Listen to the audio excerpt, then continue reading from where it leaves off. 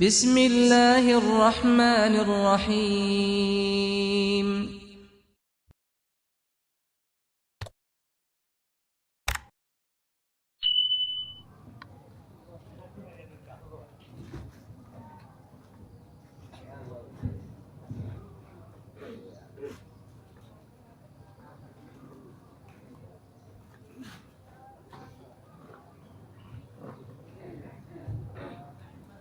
Bismillahirrahmanirrahim.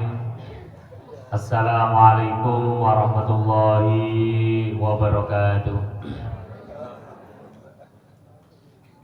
Sepindah malih nggih, ketinggalan dari fokus. Nah, saya ingat beliau di biamba. Bismillahirrahmanirrahim. Assalamualaikum warahmatullahi wabarakatuh.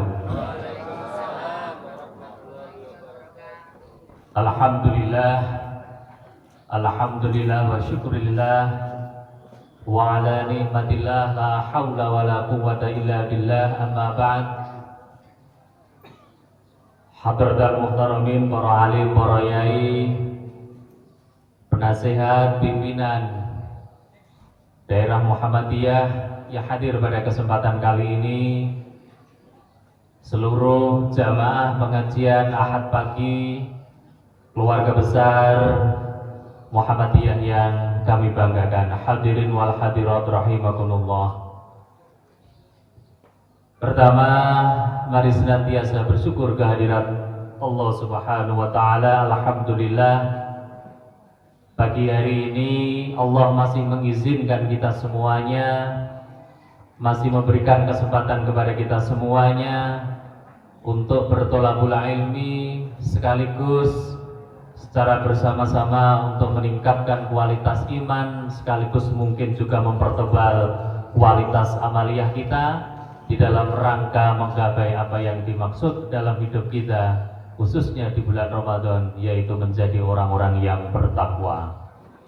Menjadi sebuah keistimewaan bagi kita semua, Bapak Ibu sekalian, di saat mungkin jam yang sama, momentum yang sama, pada hari yang sama, hari ini juga orang-orang begitu tidak peduli dengan upaya untuk meningkatkan keilmuan dan amaliyah kita, tetapi alhamdulillah Allah memilih kita pagi hari ini untuk bisa bersama-sama silaturahim di dalam rangka meningkatkan kapasitas dan kemampuan keilmuan dan amaliyah kita. Semoga ini menjadi amal jariah bagi kita semua. Allahumma amin.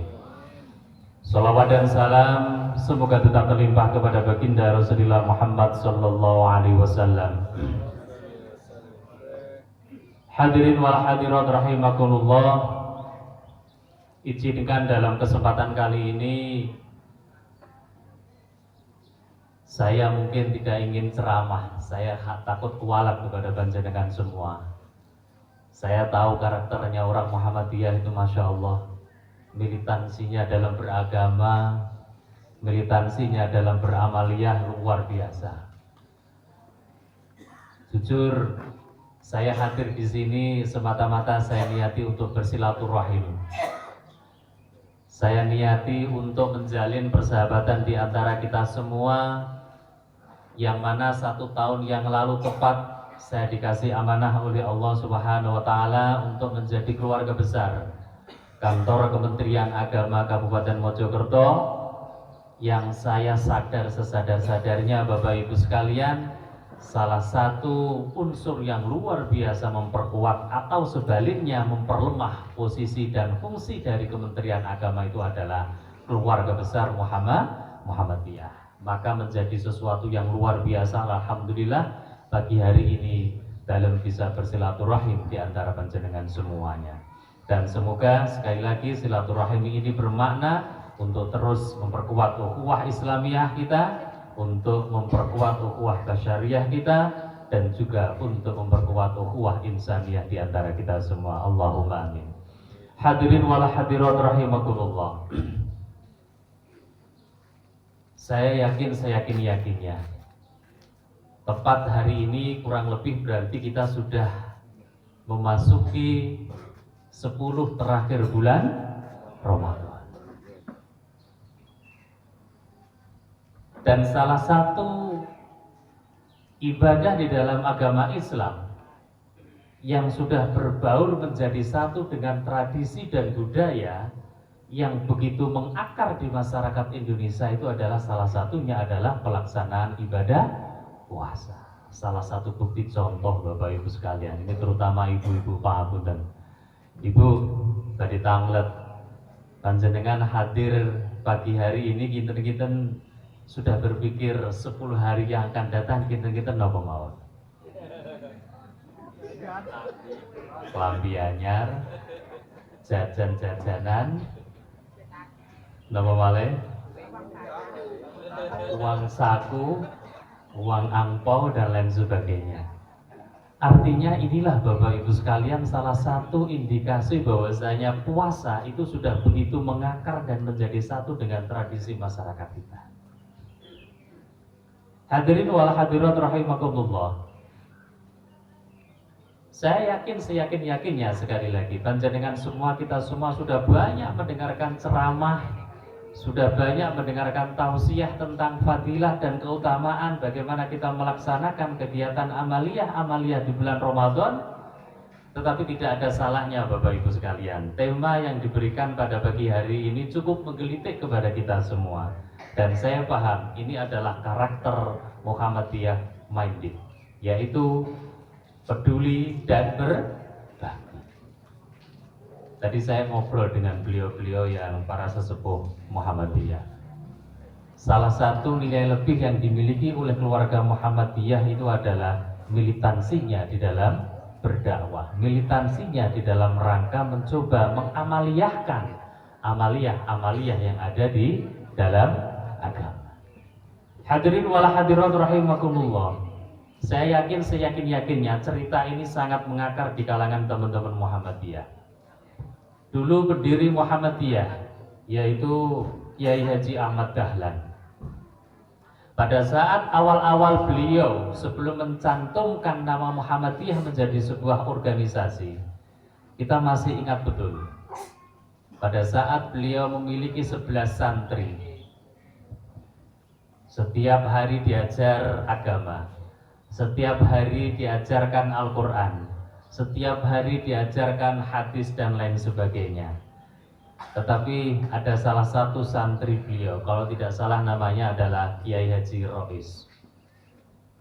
Beliau sempat protes kepada Kiai Haji Ahmad Dahlan, "Kiai, kenapa kami sudah belajar Al-Quran surat Al-Ma'un ini berkali-kali, bahkan sudah berbulan-bulan, kenapa kami tidak pernah dikasih kesempatan untuk naikkan hafalan? Kenapa kami sudah berbulan-bulan dan sudah berhari-hari mencoba untuk mentajwidkan apa yang kita ikrokkan tentang surat Al-Ma'un ini, kenapa kami tidak boleh untuk mencoba beralih kepada surat berikutnya?" Maka saat itu Kiai Haji Ahmad Dahlan dengan 11 santri yang beliau miliki ngendikan ngeten, "Saya sengaja tidak mencoba untuk berpindah dari surat Al-Ma'un ini sebelum anak-anak menghayati, memahami, dan yang terakhir adalah mengamalkan apa yang tertera di dalam surat Al-Ma'un." Kemudian santri itu bertanya, "Kenapa Yai surat Al-Ma'un ini begitu luar biasa membekas di benak Yai?"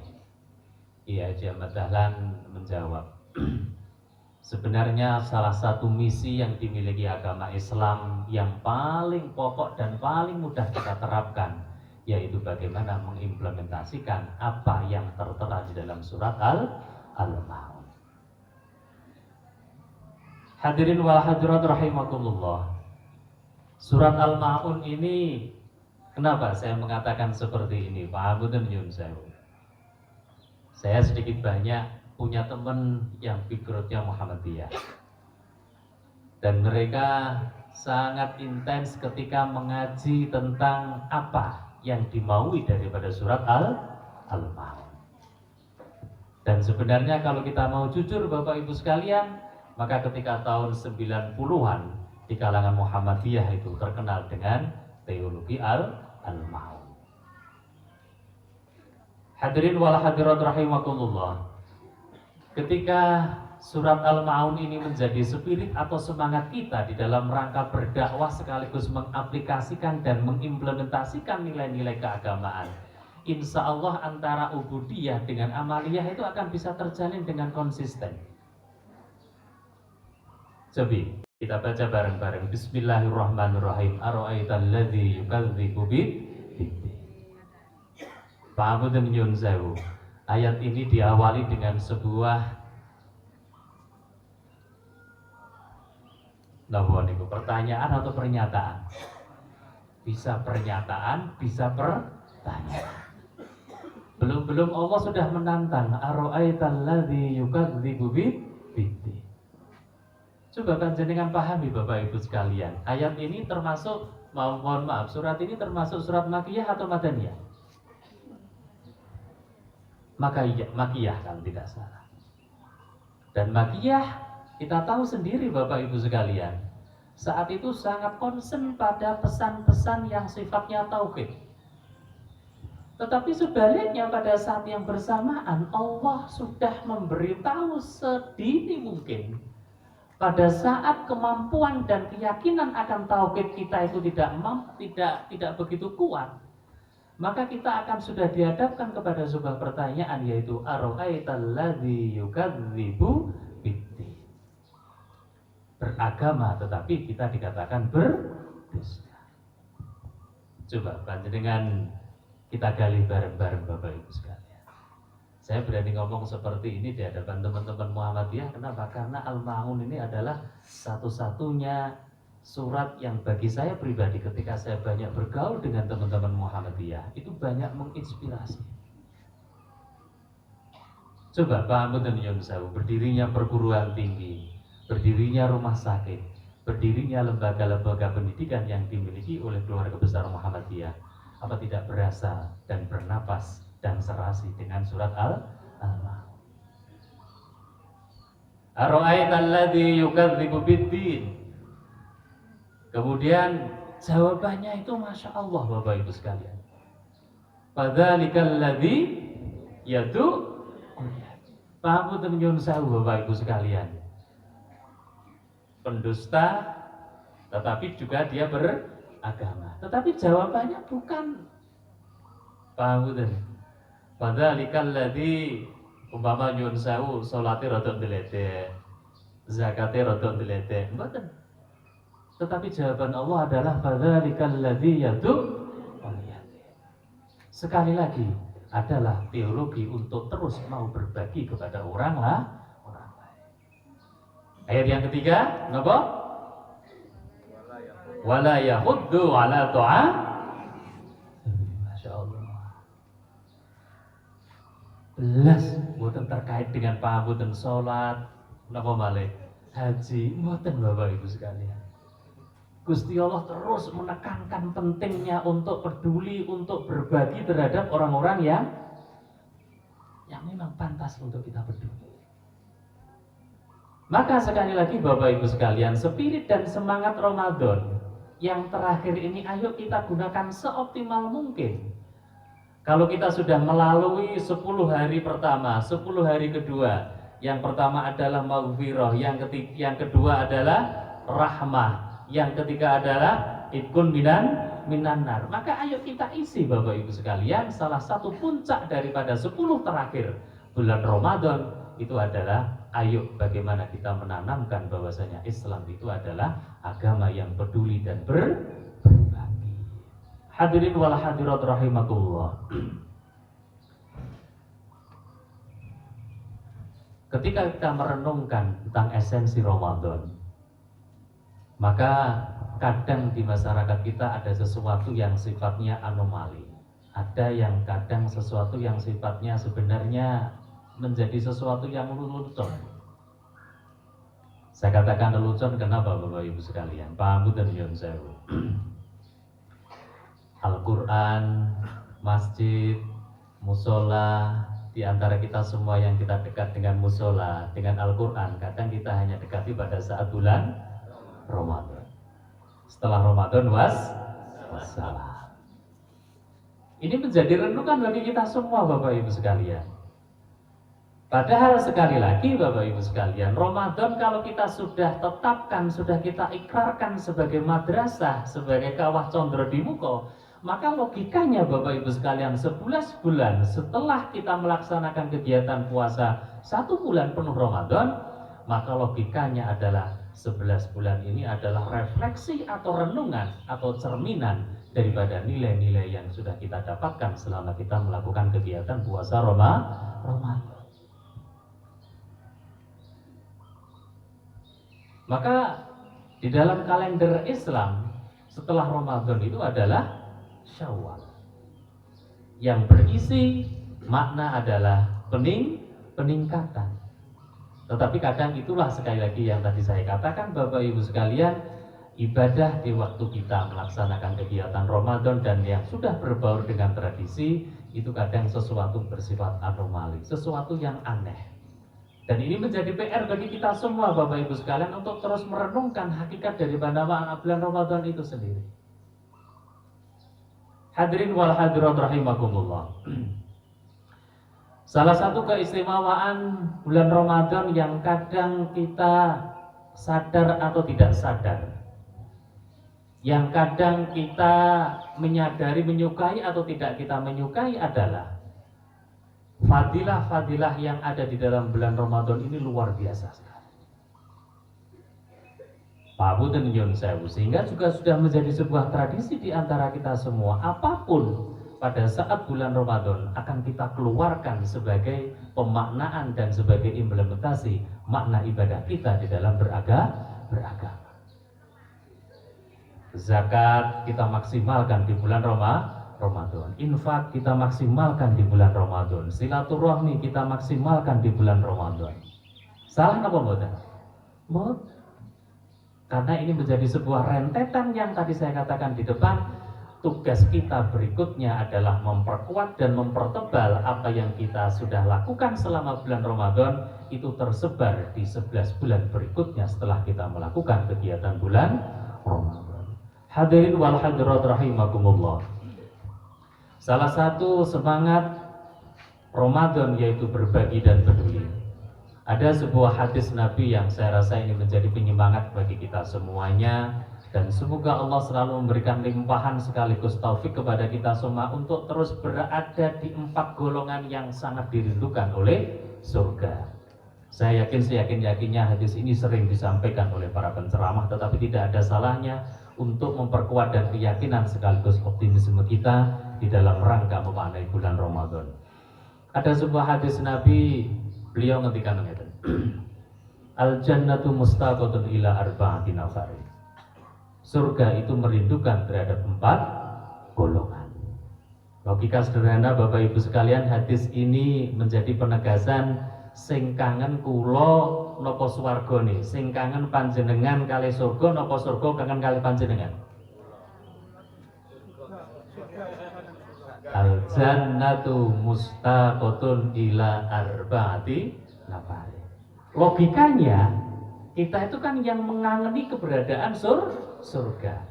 Logikanya panjenenganlah yang kangen terhadap keberadaan surga. Tetapi hadis ini sebaliknya.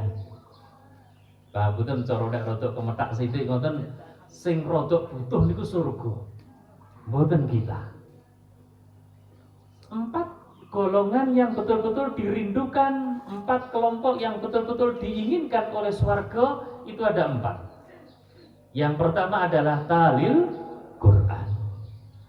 Dan saya yakin seyakin-yakinnya ini menjadi sebuah tradisi di antara kita semua di dalam rangka memperkaya khazanah Ramadan. Biasanya sebuah tradisi mulai hari pertama sampai terakhir, masjid, musola, pesantren, madrasah tidak pernah sepi daripada pembacaan Al-Quran. Maka minimal cara kita rodok sombong sidik, alhamdulillah insya Allah pun sudah masuk 1 kelompok, 1 golongan yang dirindukan oleh surga. Alhamdulillah. Yang kedua Bapak Ibu sekalian, yang dirindukan oleh surga, yang dikangeni oleh surga itu adalah hafidul lisan. Orang yang menjaga lisan. Hadirin wal hadirat rahimakumullah, salah satu hari ini yang harus kita renungkan bareng-bareng. Kalau hadis ini hanya menyatakan hafidul lisan, menjaga lisan, itu mungkin ketika dalam masyarakat agraris, masyarakat yang masih basicnya bukan teknologi, mungkin pas dengan memaknai hafidul lisan itu adalah menjaga lisan. Tetapi sekarang ketika kita hidup di tengah-tengah masyarakat yang berbasis IT, teknologi dan lain sebagainya, Bapak Ibu sekalian, hafidul lisan ini harus kita maknai Pak Abu, dan tangan kita, driji kita, telunjuk kita, jempol kita, mohon maaf, ketika kita sudah pegang HP. Pak Abu dan nyun sewu Bapak Ibu sekalian, menawi panjenengan kita semua itu pengen tahu karakter bangsa dan masyarakat, itu sebenarnya sederhana.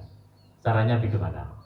Pak Abu, ketika ada judul, ketika ada sesuatu yang sifatnya trending, coba panjenengan baca komen di bawahnya. Itu panjenengan akan bisa melihat, oh ternyata masyarakat kita hari ini sudah niradab.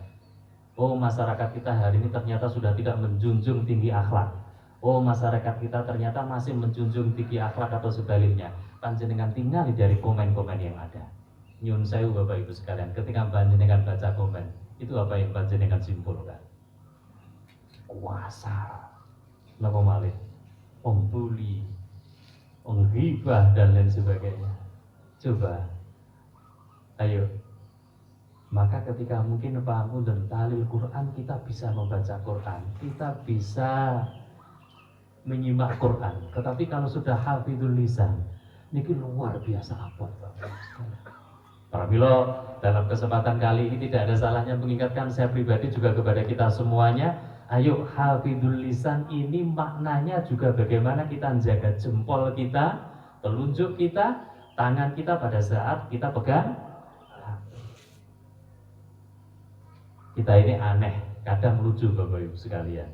10 tahun yang lalu, katakanlah 5 tahun yang lalu, sebelum HP itu menjadi sebuah kultur dan budaya di antara kita semua, Pak Mudan nyun sewu, ibu-ibu, mbah-mbah, ketika panjenengan rumiyin 5 tahun yang lalu bangun tidur pertama kali, panjenengan ketika bangun tidur pertama kali yang panjenengan lakukan apa? Alhamdulillah. Terus yang kedua mungkin segera mengambil air wudhu, sholat tahajud. Tapi sekarang napa pangapunten? Begitu panjenengan bangun pertama kali, yang panjenengan goleki napa?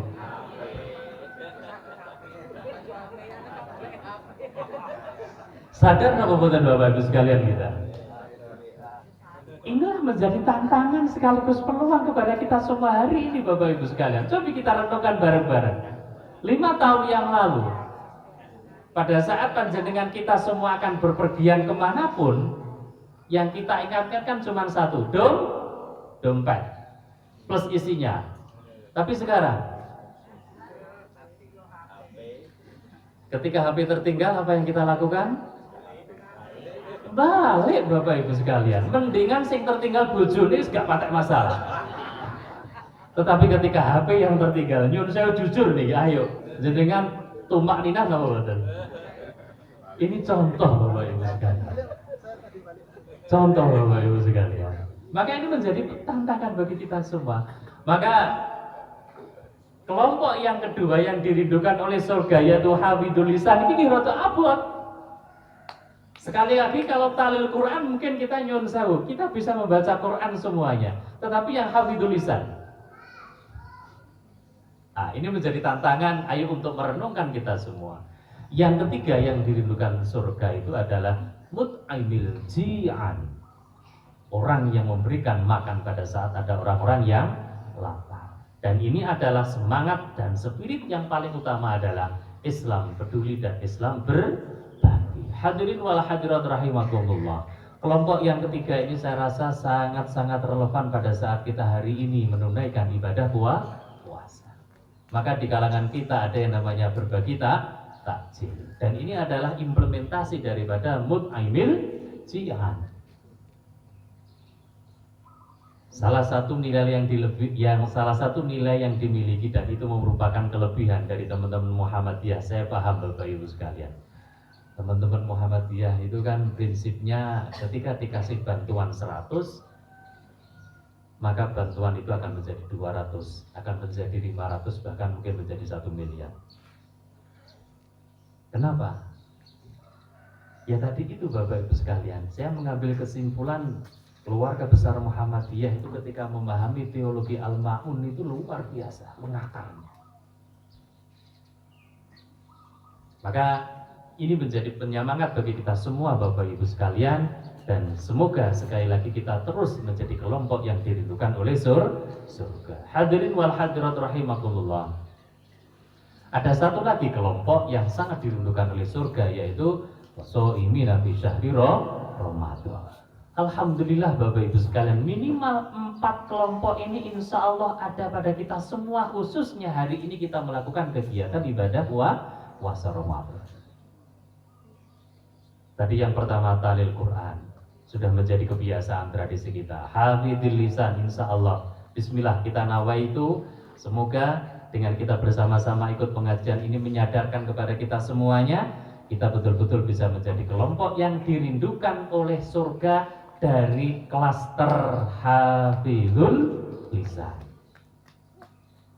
Kemudian yun sewu, kadang menjadi sebuah tradisi di antara kita semua, maunya sekali lagi, maunya kita berdakwah, maunya kita mengingatkan kepada orang lain untuk berbuat kebaikan, tetapi kadang cara yang kita lakukan justru malah menyakitkan.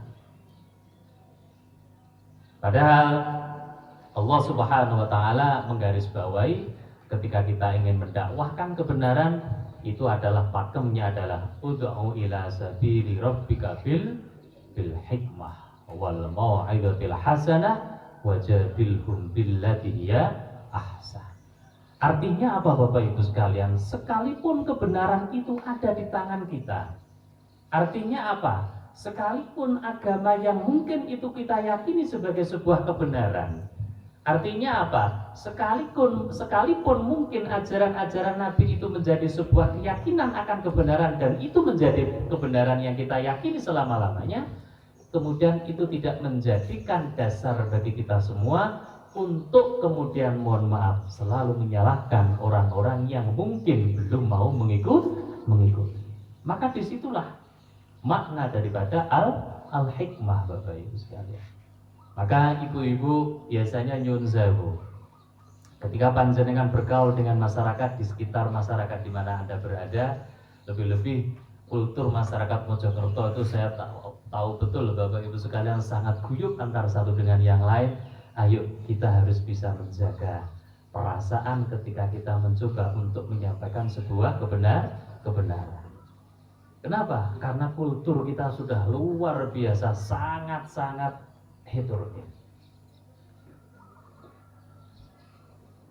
Jujur Bapak Ibu sekalian, saya pribadi merasa kaget ketika pertama kali melangkah dan menjadi keluarga besar orang Kabupaten Mojokerto. Saya dibesarkan di Magetan dengan kultur yang tidak begitu sebesar yang ada di Kabupaten Mojokerto.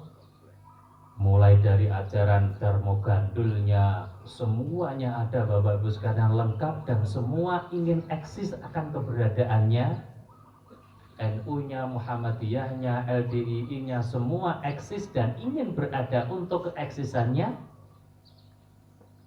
Kemudian juga teman-teman organisasi keagamaan yang lain juga sama. Coba kita bisa membayangkan Bapak Ibu sekalian, ketika nuansa perbedaan itu bertemu antara satu yang lain, kemudian yang kita ajukan, yang kita sorongkan adalah klaim kebenaran, maka yang kemungkinan terjadi adalah konflik. Maka tidak ada salahnya, saya berharap Bapak Ibu sekalian, ini juga adalah bagian daripada hafidhul lisan di antara kita semua. Hadirin wal hadirat rahimakumullah. Terakhir saya hanya ingin menyampaikan sederhananya begini. 10 hari terakhir yang hari ini sedang kita nikmati bersama-sama untuk kita pada akhirnya berpisah dengan bulan yang luar biasa mulia ini, ayo kita bareng-bareng memaksimalkan potensi amaliyah yang seharusnya kita maksimalkan. Bagaimana caranya? Semuanya berdasarkan kemampuan yang kita miliki masing-masing. Pada saat kita memiliki kelebihan harta, maka Allah memberikan kesempatan untuk lewat bersedekah, berinfak, berzakat dan lain sebagainya. Tetapi pada saat yang bersamaan ketika yang kita miliki kelebihan itu adalah ilmu, maka yang kita maksimalkan adalah bagaimana mengajarkan ilmu itu kepada orang lain.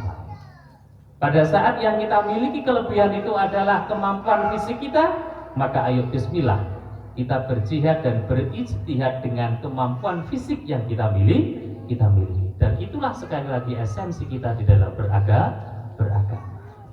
Maka hadirin wal hadirat rahimakumullah, tentu yang kita harapkan dari makna Islam peduli dan makna Islam berbagi itu semata-mata kita niati semuanya untuk memaksimalkan, jangan sampai kita dicap oleh Allah Subhanahu wa taala beragama tetapi kita dikategorikan juga bersamaan yaitu sebagai orang pendusta agama. Alangkah menjadi ruginya Bapak Ibu sekalian pada saat kita sudah menisbatkan diri kita sebagai orang yang beragama, tetapi pada saat yang bersamaan juga dinisbatkan, dicap oleh Allah Subhanahu wa taala sebagai pendusta agama. Tentu kita berharap Bapak Ibu sekalian, Ramadan ini akan terus bermakna untuk kita semua. Meskipun kita menyadari Bapak Ibu sekalian, salah satu kelebihan dari makna Ramadan atau puasa selama Ramadan ini yang tidak dimiliki oleh ibadah-ibadah yang lain adalah satu. Pada saat ibadah-ibadah yang lain mungkin bisa kita lakukan dengan cara demonstratif. Pak Boten nyun sewu, apakah Bapak Ibu yang pernah berhaji itu harus panjenengan lakukan dengan cara sembunyi-sembunyi? Tidak, semua harus didemonstrasikan, dinyatakan. Pada saat panjenengan melihat orang bersyahadat, apakah cukup di dalam batin? Tidak, semua harus didemonstrasikan. Pada saat kita melakukan kegiatan sholat, apakah Pangapunten nyuwun sewu, sholat itu harus sembunyi-sembunyi di dalam kamar? Tidak. Semua harus diamalkan secara demonstratif. Tetapi pada saat Allah berbicara tentang keistimewaan puasa, Allah sudah menggarisbawahi, Rasulullah SAW sudah memberikan garis bawah, yaitu asyam li wa ana adzi. Ini salah satu kelebihan yang tidak dimiliki oleh makna-makna ibadah yang lain Bapak Ibu sekalian. Maka saya mohon as-saum li wa ana ajzi bihi.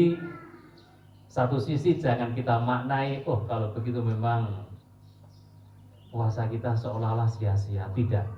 Tetapi justru ini kita maknai Bapak Ibu sekalian, yang paling tahu tentang kualitas puasa kita itu hanya semata-mata Allah. Paribasan nyun sewu, pada saat kita bertemu dengan teman seperti ini seolah-olah kita puasa, tetapi begitu kita masuk ruangan kemudian minum, siapa yang tahu? Kita keluar dari rumah dalam posisi seolah-olah yang kita masih puasa, siapa yang menyangka kita tidak puasa? Tapi sekali lagi inilah salah satu keutamaan dan kelebihan dari makna ibadah puasa, yaitu untuk terus menghadirkan keberadaan Tuhan di dalam diri kita masing-masing. Dan sekali lagi ayo itu kita maknai di dalam konsep Islam berbagi dan Islam peduli. Hadirin wal hadirat rahimahullah, saya rasa mungkin itu sederhana singkat yang bisa saya sampaikan. Semoga ini bermakna untuk kita semuanya, dan saya berdoa dan kita berdoa semuanya betul-betul kita memasuki 10 hari terakhir di bulan Ramadan ini, betul-betul kita pada akhirnya bisa berjumpa untuk puasa tahun berikutnya. Allahumma amin. Tentu ini kita berharap dengan cara seperti itulah insya Allah makna dan kualitas hidup kita, makna dan kualitas ibadah kita akan semakin bermakna, baik itu dari sisi ibadah sosial maupun dari sisi ibadah secara individual. Mekaten ingkang saged kawula aturaken matur suwun sangat dan mohon maaf yang sebesar-besarnya. Saya pribadi tidak bisa banyak memberikan tausiah, maka ini sekali lagi saya maknai betul-betul adalah silaturahim antara saya pribadi sebagai orang Kementerian Agama dengan keluarga besar Muhammadiyah yang ada di Kabupaten Mojokerto. Dan insya Allah saya berharap Bapak Ibu sekalian, masukan-masukan dari panjenengan semua untuk terus memperbaiki tali silaturahim di antara kita semua. Dan kita yakin, seyakin-yakinnya Bapak Ibu sekalian, kehidupan sosial di Mojokerto ini akan bagus, kehidupan sosial di Mojokerto ini akan nampak seirama dan sebanding dengan kemampuan dan pemahaman keagamaan kita, manakala semua komponen yang ada di dalamnya, entah itu Muhammadiyah, entah itu NU, entah itu LDII dan lain sebagainya, hidup guyup dalam sebuah keniscayaan. Saya rasa itu yang bisa kita sampaikan. Kurang lebihnya mohon maaf. Billahi taufiq wal hidayah. Semoga bermanfaat. Assalamualaikum warahmatullahi wabarakatuh.